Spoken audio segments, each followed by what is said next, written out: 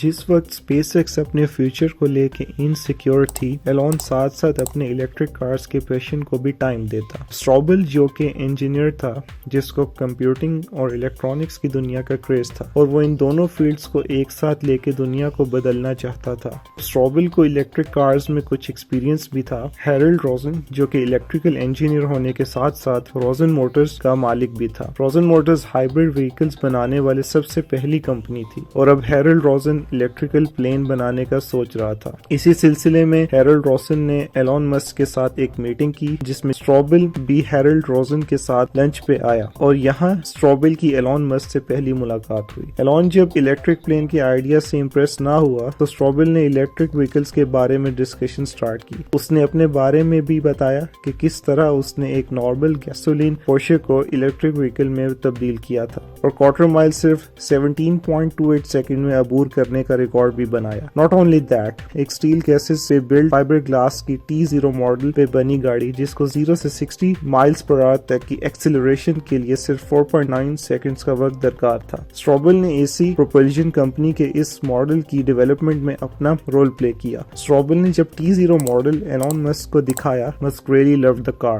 Elon Musk Straubel کی electric cars کے پاگل پن کو دیکھ کے کافی امپریس ہوا اور $10,000 کی انویسٹمنٹ کرنے کا فیصلہ کر لیا۔ اسٹروبل اس وقت لیتھیم آئن بیٹریز پہ کام کر رہا تھا۔ Eberhard, founder of Rocket eBook, was also interested in electric cars around the same time. He even approached AC Propulsions, suggesting it to turn into something more than just a hobby workshop, but his suggestions were not welcomed.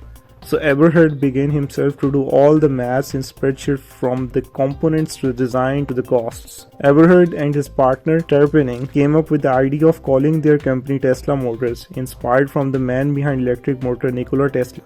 Everything around the idea of Tesla Motors was perfect until this point, except for one important thing, which is funds.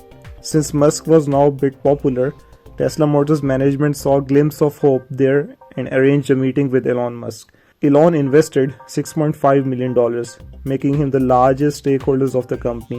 Elon also got Strobler on board. Tesla had quite a non-trivial start. Tesla was made of people who were just interested in cars, or someone like Strobel who had experience with his laboratory experiments. The task at hand was not that easy, as Musk promised to deliver the Roadster, first Tesla model, to the market quite soon. Tesla was not special in any way except for the fact that they brought innovation in the application of lithium-ion batteries by using hundreds of them in conjunction. It was, however, still quite challenging because of the overheating issues. In fact, once battery use led to an explosion, Tesla decided to invest big amount in understanding the technology in a better way. Tesla نے اپنی facility پہ سینکڑوں کی تعداد میں ایکسپلوژنز کروائے، جن کو انجینئرز کی ٹیم نے سلومو میں ریکارڈ کر کے کلوزلی مانیٹر کیا اور بیٹری کے اندر کا پروسیس سمجھانے کی کوشش کی۔ ٹیسلا اب تک 2 پروٹوٹائپ کارز بنا چکی تھی، اور بیٹری سسٹم میں انوویشن کی وجہ سے ٹیسلا کو بہت فائدہ ہوا، اور اب مزید انویسٹرز انٹرسٹ لینا اسٹارٹ ہو گئے۔ 2-seater roadsters accelerated from 0 to 4 miles per hour in just 4 seconds. 2005 سے 2007 تک ٹیسلا کمپنی کافی گرو کر چکی تھی with around 260 employees. اب ضرورت تھی تو صرف ایک بات کی، to produce cars and lots of cars. Tesla کی بڑھتی ہوئی پاپولیرٹی کی ایک وجہ ایلون مسک کے بڑے بڑے کلیمز تھے،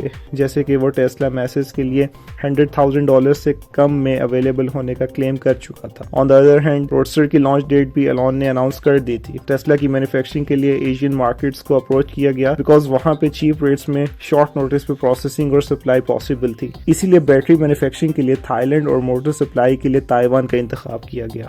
باڈی پارٹس فرانس سے منگوائے گئے، لیکن ایک بڑا چیلنج یہ تھا کہ ٹیسلا کو گیئر ٹرانسمیشن میں ایشو آ رہا تھا۔ ایلون مسک ایبرہرڈ کی ڈیسیژن میکنگ سے بھی خوش نہیں تھا، کیونکہ کاسٹ انالیسس کے مطابق روڈسٹر ایک کسٹمر کو $200,000 کی پڑ رہی تھی، اور یہ ایک بہت بڑا سیٹ بیک تھا، کیونکہ ٹیسلا نے انیشیلی $85,000 کا نمبر اناؤنس کیا تھا۔ ایبرہرڈ اور ایلون مسک کے ڈفرینسز جتنے بھی ہوتے وہ ریزالو ہو جاتے، مگر اس بار ایسا نہ ہوا، اور اس کاسٹ انالیسس نے ٹیسلا کو ریئلٹی چیک دیا۔ Promised launch date to already postpone ہو چکی تھی، اور اسی وجہ سے ٹیسلا کسٹمر ٹرسٹ لوز کر رہی تھی، کیونکہ کاربن فائبر باڈی کی وجہ سے standard paint was not going to work. اس کے ساتھ ساتھ بیٹری پیک پرفارمنس اور موٹر کے شارٹ سرکٹ کی کمپلینٹس بھی سامنے آ رہی تھیں، اور اس ڈیزائن کے ساتھ 0 to 60 مائل پر آور in 3 to 4 seconds اچیو کرنا بھی امپاسبل نظر آ رہا تھا unless transmission is modified. modified. اب ایلون مسک نے اپنی ٹیم کو ایک ساتھ اکٹھا کیا اور روڈسٹر کا ڈیزائن کمپلیٹ ریبوٹ کیا. جب ٹیسلا بورڈ نے ایبرہرڈ کو سی ای او کی پوزیشن سے ریموو کیا تو مائیکل مارکس, جس نے انٹرم سی ای او کے طور پہ جوائن کیا, he wanted to sell the company to some larger car maker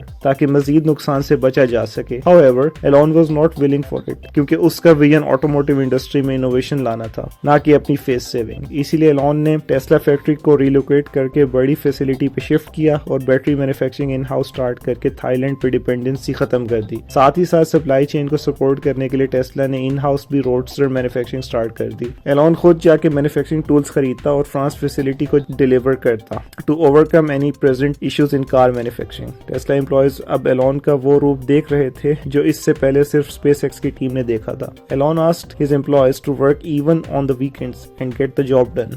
Once ایک کولیگ نے کمپلین کی کہ لگاتار کام کی وجہ سے ٹیم ایگزاسٹ ہو گئی ہے. We need to see our families for a while. Elon told him in his face, once Tesla goes bankrupt, we will have enough time to see our families. Working day and night 24/7 round the clock finally brought Roadster to life for $140 million, which was way more than initially thought amount of $25 million back in 2004. In March 2007, جب Iron Man کی shooting start ہونے والی تھی, Downey visited SpaceX and he was so inspired that he made sure to have Tony Stark character based on Elon Musk. Also, Downey insisted his director to place Roadster in Tony Stark's workshop. Iron Man نے Elon Musk کی popularity میں مزید اضافہ کیا.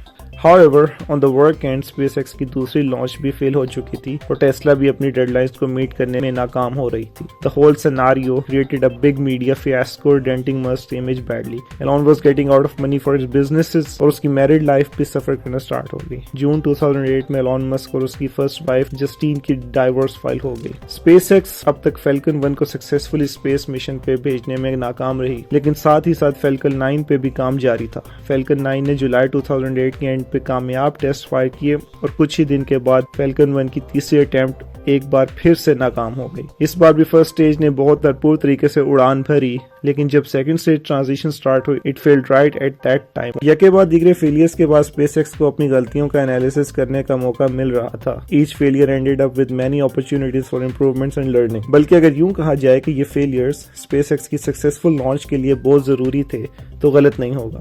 لیکن اب financial crisis کا پہاڑ سامنے تھا اور مشکل سے اسپیس ایکس کے پاس ایک اور لانچ کی انویسٹمنٹ باقی تھی. فورتھ لانچ کی ایگزیکیوشن 28 سپٹمبر 2008 کو ہونا تھی. اس بار اسپیس ایکس کے انجینئرز پہلے سے زیادہ کانفیڈنٹ اور ایکسائٹڈ تھے بیکاز دے ور شیور کہ اب راکٹ کے ڈیزائن میں کوئی فالٹ باقی نہیں تھا.